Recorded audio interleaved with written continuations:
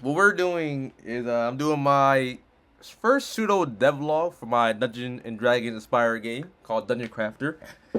It's really just me, someone like the scope, like basically doing a little pitch here, and it is pretty hot in here. My fan broke, so yeah. So what is Dungeon Crafter? It is an unofficial 10 people multiplayer 3D Dungeons & Dragons game where pretty much I know we all can do Dungeons & Dragons either in person or online, but I feel as though doing it online, it kind of just, you gotta do a paywall stuff. Like Roll20, for example, you want to have cool dynamic lightings, you gotta pay for it. You want a 3D Dungeons & Dragons game, you gotta pay for it. So like, I know you have Minecraft and stuff. Well, Minecraft gotta pay for. Pretty much, I want to make it easily accessible and free to play and 3D. So what are your thoughts on that, gang? Sounds pretty good to me.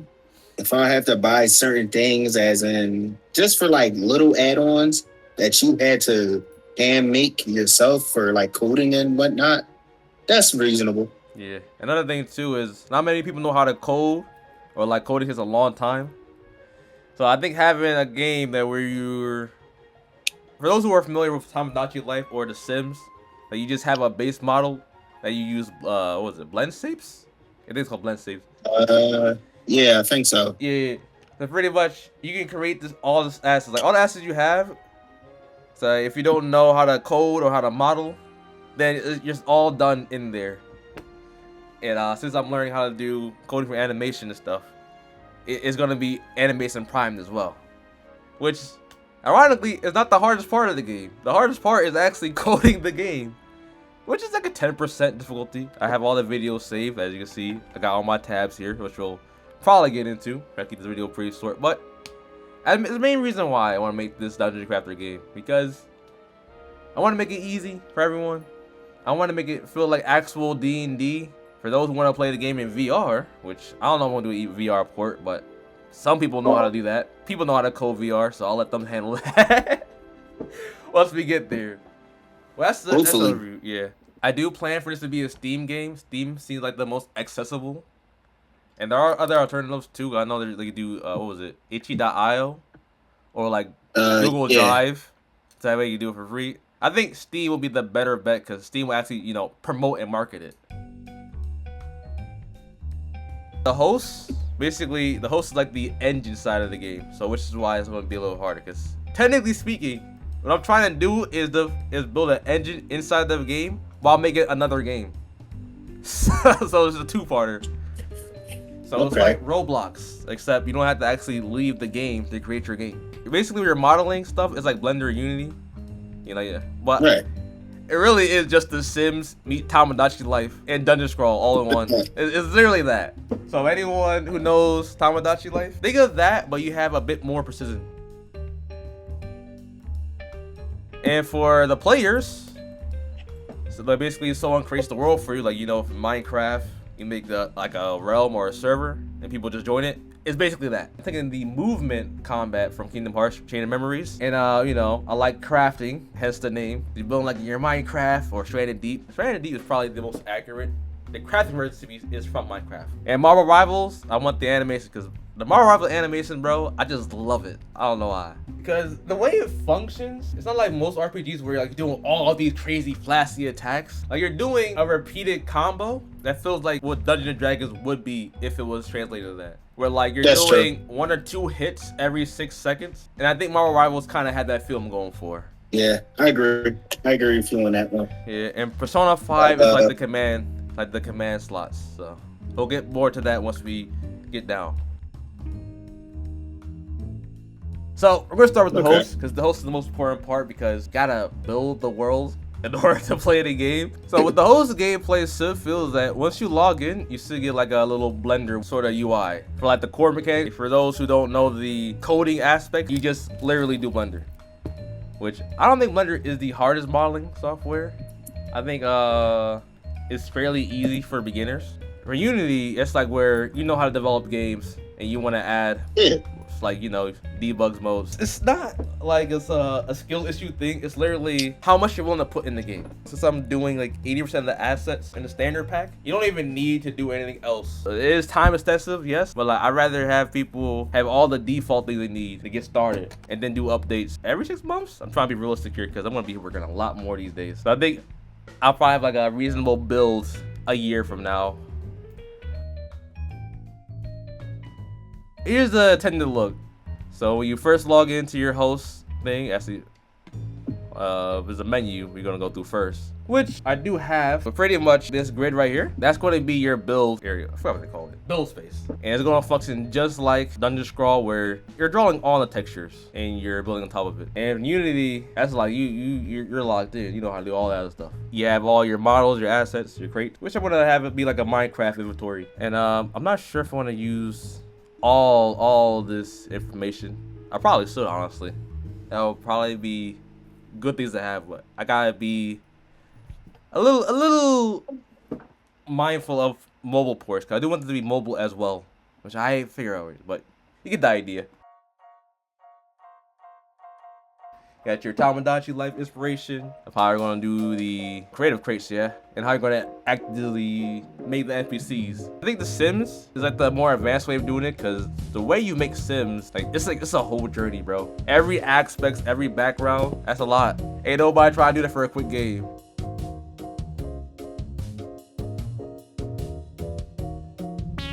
Also, Kingdom Hearts inspiration as well. Now we're going to do the party thing. There's going to be like a little toggle button where you can edit the character sheets. I really was, it wasn't hard to display. It was like, actually know what you want and explain it. It's so different. Just so a picture. But you get the idea for those who play Tomodachi Life. This is just for people who don't understand it works. So, what do you think about that? I really all I can do is just point the pictures and be It like, looks pretty good to me. It looks very clear. If it was a prototype, as in a beta, this would clear directions, clear gameplay. So it shouldn't be harder for those who have played games like Kingdom Hearts and Minecraft. And for newcomers that are coming to the game, they should have an easy time playing. Like, it's kind of like Dungeons & Dragons lore accurate, where being a DM is really hard to explain the ins and outs. You just kind of have to feel it. Yeah. So like the host ones, I can't really explain too much other than if you play these games, you get the idea. But the player version, that's a lot easier to explain because it's all visual. The player aspect is all visual and feel. So this one, I'll be able to explain a lot better than the host one. The host one, you're just literally building the environment. So with Kingdom Hearts, I'm taking mostly the Recreated Memories ones where you press the button to actually do an attack. That's kind of how Recreated Memory works. But how you actually play the game is that you walk around, enemies will spawn, and then you will attack the enemy first, and that'll be like a surprise round. But if they hit you first, then they go first. And you can do things like you can move around, you can jump, you can dodge, you can block. I think Persona does the same thing. Yeah, it does. That's basically how you get into combat and out of combat. Or when you're in combat. It's all movement based from Kingdom Hearts. I also have like the button keys ideas. As you can see, I do plan for console, but console will be a little bit harder. It's supposed to be a free game, and console has a lot more rules. You need like a game key, which I don't even want to begin to figure out how to do that, but it is intended to be played with controller. So you got your move, you swim, you look around, you face front, basically you got your camera fix, your lock on target, you got your chase target, you dodge, block, duck, dive, and you jump, you double jump. So all the movement things you should be able to do at any point, which I think is lore accurate in Dungeons & Dragons. Well, there is opportunity hits, but I'll find a way around that. And here we go, we got Persona 5 inspiration, because I think Persona 5 has a better system of combat versatility than Kingdom Hearts Recreated Memories, because you're literally just pressing cars, and either you get countered or you don't get countered. All right, so Pretty decent, I also say. There were a couple flaws, but I mean, it's a video game. I did try to also mimic the Marvel Rivals things. I'm not gonna sugarcoat it. I did use Spider-Man as a reference. Spider-Man was honestly the one that inspired the attack mechanics, because I think when I first did, I had to say the date. First started this May 16th. So yeah. So here's the buttons. I kept them up screen so people could see. You get the right trigger. I don't know how I'm gonna use it for the keyboard yet, because keyboard feels as though it's a bit harder to figure out the controls for, because you gotta have your hands moving around. So I'll let PC players help me with that once we get there, to be honest. Hey, go Zurich on it. And also, this is a video too, just for reference, which I am gonna open for the time being. So this kind of aim is what I go for, where the hits per second is kind of like this. Character first. His primary fire throws out 2 punches that deal 25 damage each, and a third kick which hits for 40 damage. So that's how I'm gonna do the attack, where depending on how many attacks you can do per second, that'll be how many attacks you strike. Also want to add a little bit of a right and left kind of combo thing. Also combat customization, so you can do your own thing. Like you want to do 3 punches in a row, punch and a kick, a punch. I want to have that in there as well. That's gonna be a bit further down the line, like several updates. And also your inventory. I use the Minecraft inventory, but I think I want to do the Resident Evil inventory. It's a lot better. That is, in my opinion, I think that's hard to pick between. Yeah, because I wanted to be immersive, where like you're not only worried about the carry capacity, but like what you can carry. That's true. Yeah. That's very true. Because the Minecraft one, you're literally just stacking things on top of things. So unless you got like a bag of holding, oh, that's actually a good idea. The bag of holding will be like the Minecraft drawing, like the shulker box or the Minecraft inventory. But your actual backpack will be based off Resident Evil. This is why I need people to talk to about these ideas, so I come up with more on the spot. And also, I was just thinking about like, because Resident Evil is good, but you can only stack certain like collectibles about a couple times. But the space, it's like your starter space always kind of sucks going into the gameplay due to the fact that you get a sniper rifle at the beginning of the game. Leave no space for like the shotgun or the rocket launcher. Because I think that's more genuine to the Dungeon Dragon. Even though Dungeon Dragon is more limiting on like the weight class, I do think I should add a toggle where you can choose to be encumbered or not. It's similar to like immersive storage or not. So I'll probably have that to be a toggleable option. And also Serenity is like the collect and craft system. I think the Minecraft one is very simple, but for Dungeon Dragon, I think they require a bit more, because if you want to craft ships, then airships and planes and stuff, I don't really think you can use the the vanilla Minecraft crafting system. Right. Yeah, I might take some inspirations from the immersive vehicle mods, because the steps you take to make the vehicles, it feels immersive. There's no better way to explain that. If you play that mod, you get the idea. Or the creative mod. The creative mod is probably more accurate. Oh yeah, and also health bar, key slots. I don't know exactly how I'm gonna do this, except for maybe having it be on like the top screen. But yeah, this is just literally me reminding myself how to do that. Here's the milestones. I have planned out all the menu screening. I have planned out all the host gameplay, the core gameplay, and I also did the concept art a few days ago, which I think I did a decent job explaining like the general idea I'm going for. Is there any questions before we move on with the seminar? Nope, no questions. Gotcha. Everything's being described to me. Everything's being broken down. I have a clear understanding. I'm gonna go to Blender real quick, because I gotta close it drawn out. My computer is, it's not struggling, but it doesn't like it. Here's how I extended the grid. Or the grid was just like the square, but I actually made it like a little table thing here. Okay. Yeah, because I wanted to make it a bit more meta. So like, if you have any character that is like have divine awareness, they'll be able to see like the dungeon master moving around. Like, so it might be late spoilers, but if you watch Marvel's What If, you know how to watch this thing, like that one Ultron scene where he became aware. You can do that in the game, pretty much. Oh, that'd be awesome. Yeah. And like you can have like your dungeon mod, like your dungeon gods, where like they're gods created for this universe. And you got like your true god, which is like the dungeon master, or if you have players who want to be co-dungeon masters, like you want to do like a Khonshu sort of thing. Moonlight. I don't know many people know Moonlight, but basically he's the avatar of a god. So you can kind of do that too. And like you just have your true gods be watching the pieces move on the table. Basically, aura. I was about to say, bro. Yeah, so this will be what your DM will see. But for you guys, let me just hold on, I forgot. So for you guys, you'll see something like this, where you're walking around each square, which is like 5 by 5. right? And let's just add actually, I think my computer will crash when I try to add the full scale reference, but you get the idea. That's kind of how I want to do the build system. So for when you're a DM and you're building, you're gonna have this view, and then let's say you want to place a house. Boom, you place the house right there, and this will be like the view for the mobile port too, where you get like a top-down view. I think having it be top-down will be less performance heavy than we're gonna zoom in here just so you know. For players, you can walk around the environment your DM played. Oh my god. You walk around the environment your DM placed, and you get like a general scale of things. Okay. Yeah, so that way it's more immersive. But if you want to keep it, you know, performance optimized, then you guys are really just gonna get the top-down view. That's pretty much how I plan on doing the immersion part of the game. I wanted to feel Dungeons and Dragons where pretty much when you walk into your DMs, not conversation DMs. When you walk, like, say if you're doing this live, like you're actually meeting up at like in a living room or at a convention. You walk up to your DM, you see the table, then you get your stuff all set up, right? But the moment you start actually playing the game, you're using your imagination to like be in the game.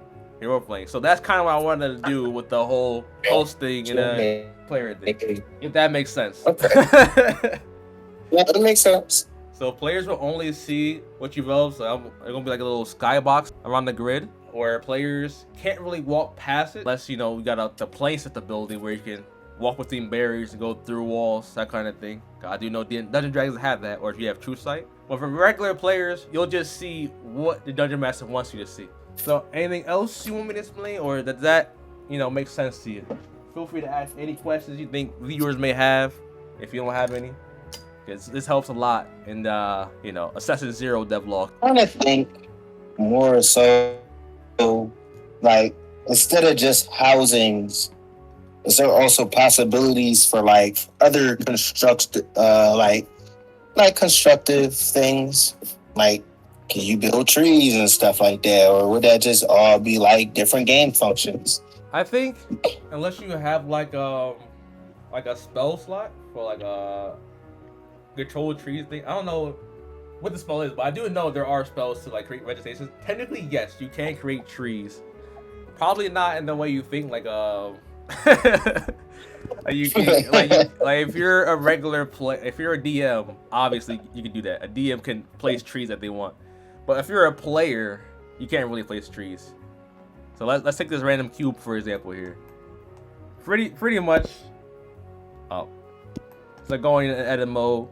I don't know if I'm gonna do vertices. I'm probably gonna do like edges and faces. The vertices, I think messing with that may cause problems, but pretty much if you're a GM, you literally just drag and curve, or once I figure out how to do the proper Sims things, you're literally just going from point A, point B, and then just adding curves.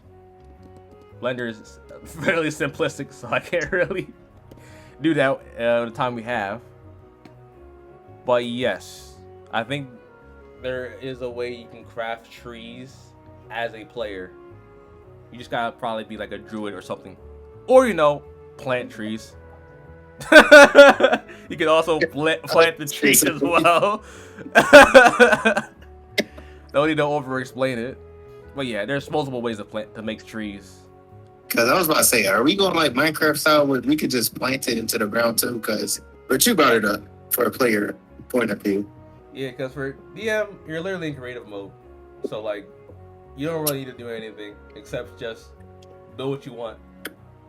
I am thinking about I do want to do real-time combat, which I know it goes against D&D, but like if you're gonna play with at least 8 to 9 people, you really want to wait to do turn-based. I think turn-based will not work with this game, so that's like the only caveat I have. But it is going to be, it is going to be live action turn-based. But the way I'm going to go about it is that the enemies or NPCs, they kind of follow a structure where they attack everything. No, I think that does work either way. where you're like, it literally is everyone goes. Because this is all automatic anyways, unless you're doing a DM and player thing, where that part you probably actually will do turn-based. If the DM is playing along with you or just watching you guys fight whatever monster is going on, then really, I might just do a 1 to 10 thing, where every 6 seconds is like 10 seconds in real life. I think that is the golden number I want to go for. But that's more on like the player X places.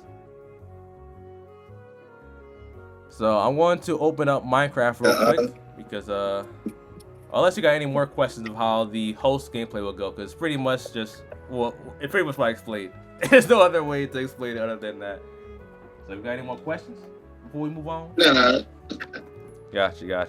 So for Minecraft, this will actually show like what I mean by the game menu, because I actually wanted to do it in, again, Blender before, but trying to scale it up to what I have it is not gonna work, because in Blender the table is actually representative of, what was it, 116 meters. So trying to make an actual living room proportionally scaled to that table probably would have crashed my computer. Have all this up open. So pretty much, when you open the game, this is like the intended menu I want you guys to look at. So you'll be able to see like the table, the grid. The chairs are really there for like a placement thing. So let's say if you invite your players to the game, the chairs will appear. The chairs wouldn't be there by default. They will just appear as you invite players. And then, you know, you got your Dungeon Master screen right over there with the orange trap doors. I did put a grand chair behind it. I'll show you once you start walking around, right? I do want to move the light a bit further once I actually draw over this. But yeah, trying to recreate all of this in Blender, not only would it take too long, again, performance heavy. Also the chest back there, I'm going to use that at like where players will get their minifigs. The shelf in the background is representative of the Dungeon Master, because as a Dungeon Master, you're going to have a lot more minifigs and stuff going on in the background. Oh, that's clean. I didn't think about that. That's poetry in motion right there. Oh, alright. Yeah, and on the left side, you're gonna have like your options to quit game, join game, and stuff.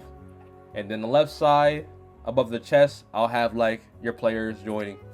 So I do appreciate playing For Honor with my friend, well, my cousin, and my broski over here. That was just fun. Yeah, because now I can use like a little bit of the For Honor listing of how, you know, we see friends and stuff join. So I'm taking a lot of inspirations from a lot of things, which is good, because that's Dungeons and Dragons in a nutshell. But I want to show this before, because this is a very important part for me. When you quit the game, the camera will turn around, and then you will see like the door will open, and then boom, the game will end. It's a small thing, but it's a nice gesture, right? Also, the door is opening the wrong way. Well, it's probably going to be like a mock house, right? Where you're trying to log into your Dungeon Master sort of server or something like that. Or as the game is building all of its product, you'll get like your made with Unity thing, the logos and stuff. And then, boom, the door will open.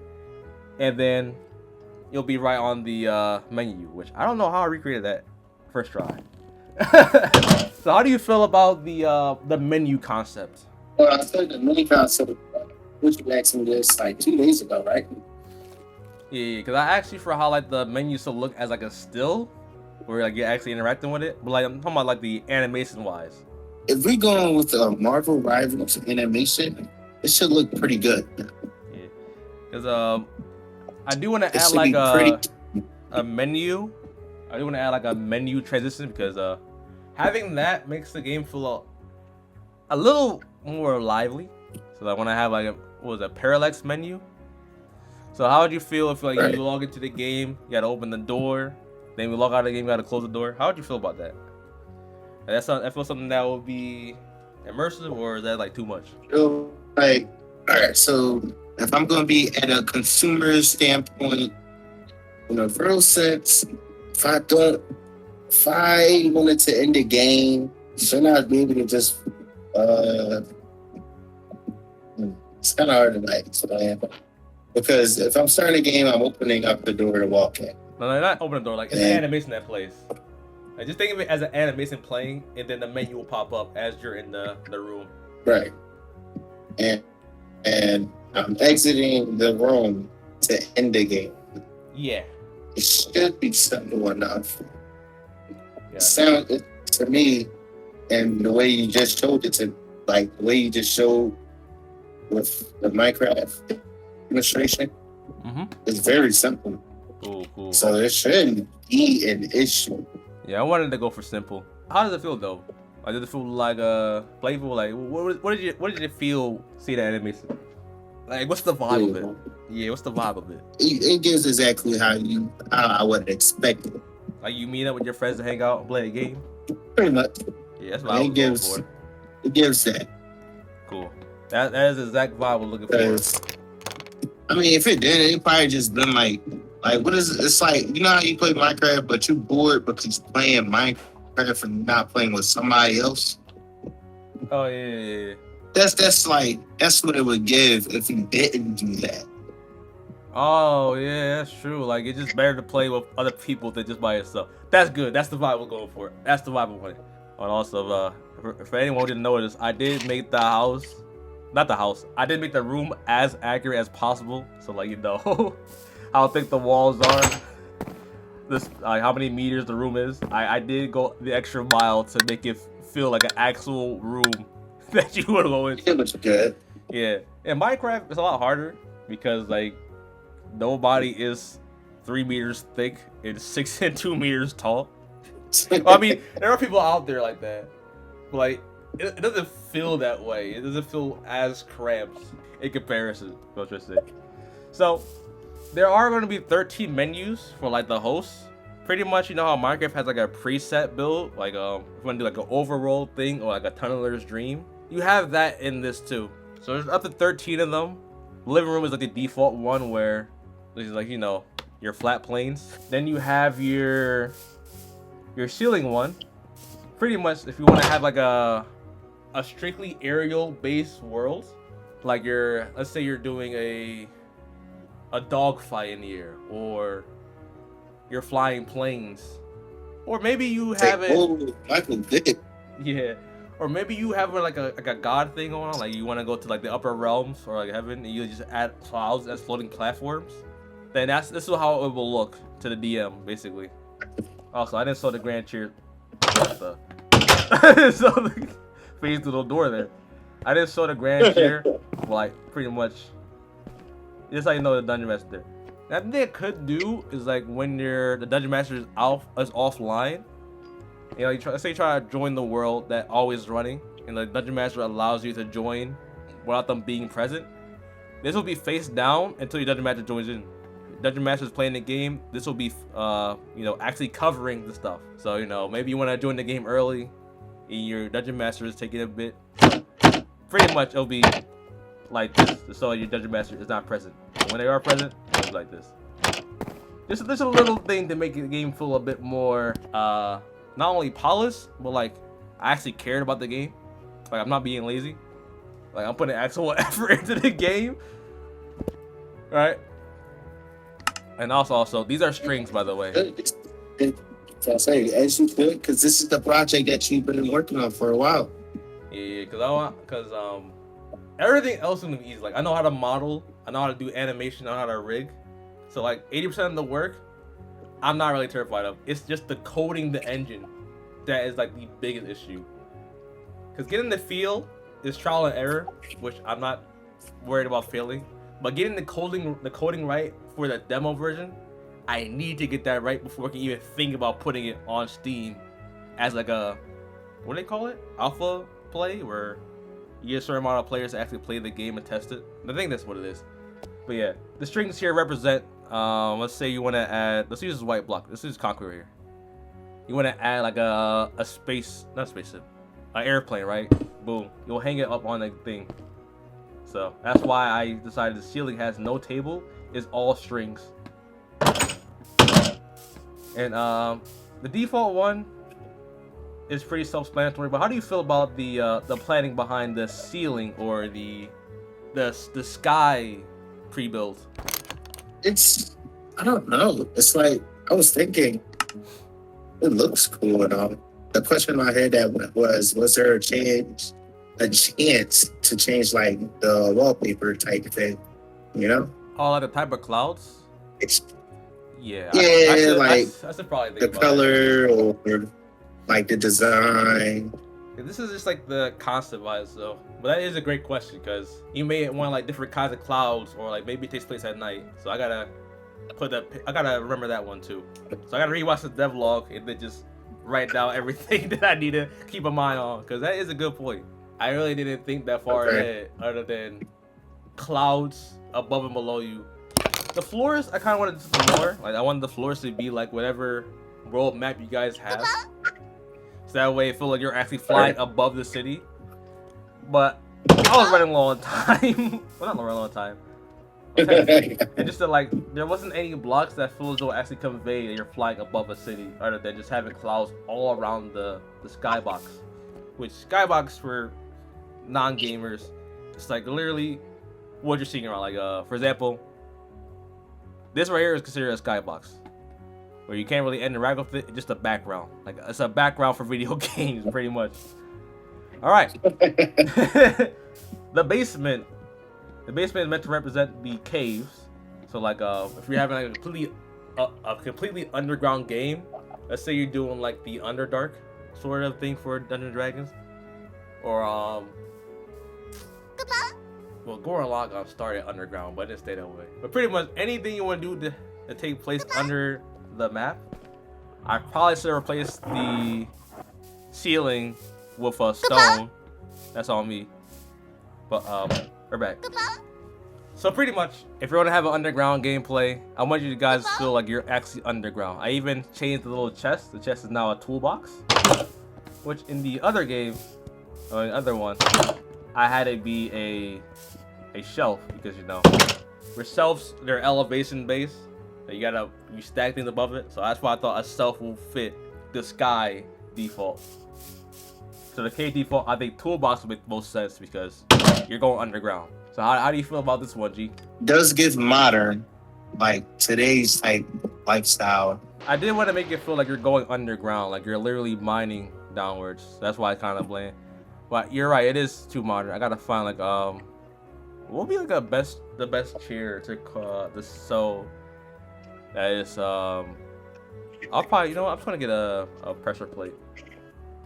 That way I know like, oh, it's supposed to be a stone instead of the actual chairs. So good catch for that. I did good catch. Little by little, Just thinking about it.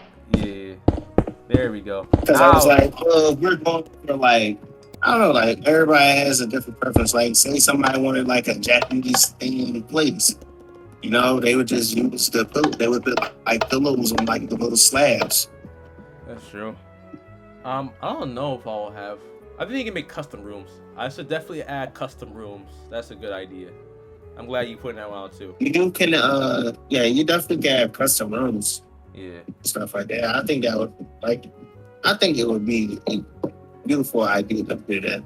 Oh, presets. They're called presets. So this is the cave preset, basically. So it's supposed to feel like you're in a cave. Yeah. That's the word I'm looking for, not default. Presets. I think I should add like a maybe cultural rooms too. Like you want to get the cultural vibe of your thing. Or I might just let people do it because that's a bit too much for a standard pack. Well, Yeah. Yeah, just I would let the people do it. You know, Alright. because like, so I have played Stardew Valley again. For those who have played, they probably know what I'm talking about. So I only had to buy the game one time. I didn't have to pay for no DLCs. The creator just keeps updating the game for free. True, that's what I want to do. Well, I think it's a standard pack. We're gonna keep it very simple. In fact, one of the things I want to do to optimize the game, was I explained to you, but it's a good point to move forward. I'm gonna have everything be textureless, and then like you guys will add your own textures. That doesn't mean like there won't be color. Like, there'll be pre-made colors, and then there'll be like a metallic texture where like it's very shiny, or like a sandy texture. So pretty much, you're not having 1,000 blocks. You're just having one structure with 1,000 textures that you can add on to. I think that's a lot less performance heavy as well to go about that, and like it allows you more customization, like more modularness. That's not a word. It's more modular. There you go. And also, if someone want to add texture painting, you can actually, paint your details on your texture. So let's say you want a window, right? And you want to paint over your window, you can have any design you want. So that's how I want to do texture. I think I have let me see. Or it's a villager in the background floating in the air. Oh, don't worry about that. So I have 4 material. I have 4 materials, which is glassy, metallic, stony, and wooden. I should add grainy because grainy is sand, so I'm glad that popped in my head right now. Grainy. What's another material that will be very important to have in the game besides those 5? You got any ideas? Besides these 5, yeah, I have glassy for like windows and stuff. Grainy for anything sand based. I have metallic for anything that's supposed to be like metal. And I have stony for anything that's supposed to be like, stone or rocks. And wooden for, wood stuff. Should probably add like carpet. Woolly. Okay, there we go. See, this is why I need people. Like, it makes so much of a difference, bro. Woolly. I think having... Because some people might not... I get they not going to have the real sense of the carpet in real life, but some people know what that feeling is. Yeah. So, like, I don't know, like, maybe they want to, like, compare it to their actual house. That would be kind of cool. Yeah, because you want that kind of texture to be... Like, if, say, like, you got to do the bare minimum, just add the color and textures. I'm also going to add silky, because silky is also, I think you can tell a difference of. And I think so, like marble slabs or something. Like some people like extravagant stuff. Yeah, marble stony. I think the last one I'm going to add is fabric, because I think fabric got a very specific texture look to it. It does. Yeah, so I want to keep an even number, and we can probably plan more off camera. But you get the idea. We have the materials, and I will have default textures because I'm gonna kind of like a Minecraft sort of thing where I have all the Minecraft woods and stuff, and I might add more. But pretty much, I want to have whatever tree represents a certain climate the most. That's the tree I'm gonna add. Like palm trees, you always think of like what, like a beach, right? Yeah, pretty much. I'll say. And like maple trees, you think of like Canada, which is like a cold climate, like, or pine trees. Pine trees are more akin to like cold weather. So so I see pine trees. I think of like winter, fall. I'll say fall. I see fall and like winter time coming around, and like cherry blossoms is for like spring. Yeah, so that's gonna be like the textures, that like the default textures for those who want to have a pre-made set. So I'll keep that a note. And we have 22 structures. I think this is kind of overkill, but I really wanted to make things as easy to go. Like you don't have to build everything. You just have it and you just do it. So we have the archway, which I do have it be structurally aesthetic and like building support, because I want to have actual gravity in this game, where unless it's magic based, where you kind of like say no magic required. Right? Yeah. Well, no, I mean not no magic. If it's magic based, it's like no gravity required. So if you're gonna do like magic base, I could think of like, have you ever played like Oblivion or Skyrim? I have not played those games, but I have seen a lot of Skyrim. Yes. So like floating platforms. You could probably use a platform like that, or something a little bit more simple like Elden Ring. Because at default, I do want gravity to be enabled unless your DM says no. So there are things that are mainly meant to be for structural integrity, and the other ones like it looks good, like it just looks good. So the archway is like the best, looks good functionally, right? Then you also got like your different kinds of geometric shapes, like a buckyball, which is like 20 hexagonal drawings. You got your let me just switch back over to Chrome real quick. That will be a lot easier to show. Browser. There we go. So these are all the structures here. So you got your cone, your cuboid, your disc, dodecahedrons, your dome, your floorings. Pretty much all structures here that you can add your own custom texture to. And of course, for all these geometric shapes here, you can build your own pillars, your own stuff. So like, these are all the things I thought of. Like, you can't go without them. Like, you need these things as a fundamental base to make everything else, like stairs and stuff. You make different kinds of stairs, but you still need to have it be a stair type, right? That makes sense. Right. Also, you got your molds too, so you can, like, if you have a straight wall, you can curve the wall, you can bend the wall, you can invert it. That's hard things. And you got your properties too, fluid gases. So yeah, it's a lot of it's really modular. I want this game to be as modular as possible for free, for free. And here's the naming conventions. So if you want to make your own custom sort of structure, texture, this is how you would name it basically. So any questions on this before we go back to the menu screens concept? So like, you got any questions on how I want to do like the default building assets sort of thing before we go back to like the menu concepts? No, I think everything should line up that way.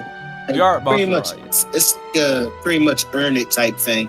yeah, we are bouncing around a lot, but I think this would be the best way to not only optimize the game, but keep things modular, where you're literally just adding colors and textures, and then that's it, really. Pretty much. So that way you don't need to download a bunch of different things. You just have it ready to go. Unless you want to download something very specific. But be mindful I mean, of it's already going to be a scheme, so people who are playing on PC are most likely going to mod it. yeah, that's the idea. That's the point. Well, this is like just to keep things short and simple, and without having to have a lot of gigabytes dedicated to things you really could replicate, like stairs, right? Instead of Right. having different wood types for stairs, you just literally have, well, you need to name it, right? In Minecraft, you need to name it. But like in Dungeons & Dragons, really you don't need to name it as this wood, that wood, or this wood, that wood. You just literally have it be what it is, unless you know it's a specific type of wood. I don't know, you get the idea. Pretty much. Right? Hopefully I explained it right. You make your own materials there.